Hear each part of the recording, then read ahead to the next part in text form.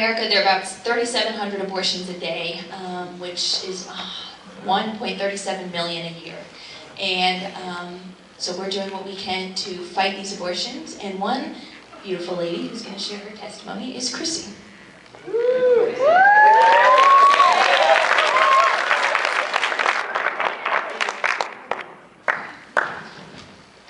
Okay, I'm really nervous. I've never spoken in front of more than like 20 people before. So, and I want to warn you that I'm going to cry. So, there we go. This is my testimony.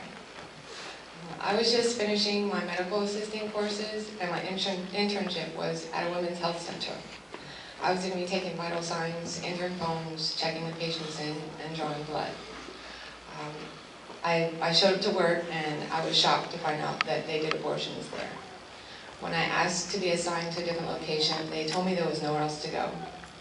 In the weeks that followed, I was gradually introduced to the horrors of that place. The girls who came in the door were sometimes crying, they were sometimes quiet, and sometimes they were laughing. But they all had sadness in their eyes.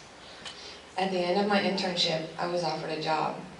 As a single mother with bills to pay, I felt that I had no choice. From there, it only got worse. The girls who were unsure were lied to and coerced into killing their babies. They were told it was safe, they were not informed of their options, and they were never told how they would feel afterward. The girls who were only a month or two along would be given pills that would kill the baby and told they would have heavy bleeding. They were never told that they were going to be flushing their babies down the toilet. The girls who were farther along, they were given 2 medications.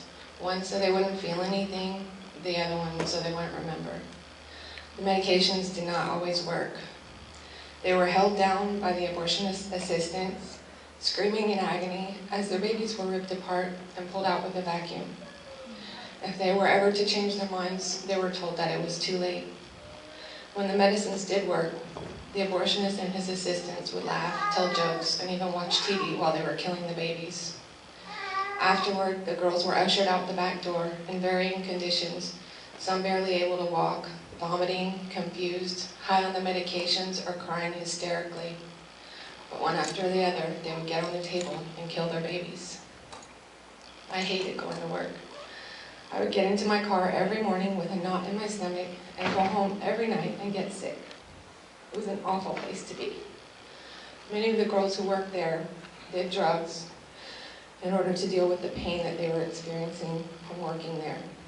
It felt so wrong to help these girls murder their children. One day, as I was walking inside, a man called out to me and motioned for me to come closer to talk. His name was Daniel.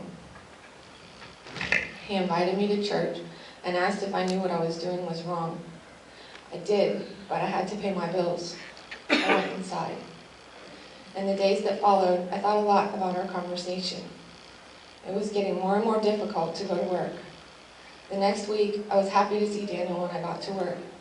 I went over to talk to him and told him that I didn't want to work there, but I had to take care of my children. He asked me the most important question of my life. Do you have faith that God will take care of your needs if you leave here today? What happened next changed my life forever. I felt a strange sense of comfort, and I knew that I would be okay. I turned around, I got in my car, and I left. Daniel and Deanna left and met me down the street. The next day, I came to freedom, and I knew that I belonged here. The following Sunday, I asked God to forgive me, and I gave my life to Him. Within a few weeks, I was working with Brittany. Within 2 months, I was working in a real doctor's office. God was faithful, and He did take care of my family. My children and I never went without a single thing that we needed. Now I have a wonderful job and amazing friends. I'm starting classes at ICM, and my goal is to help other women see the truth about abortion. I know that God's going to use me, and for the first time in my life, I'm truly happy. Amen.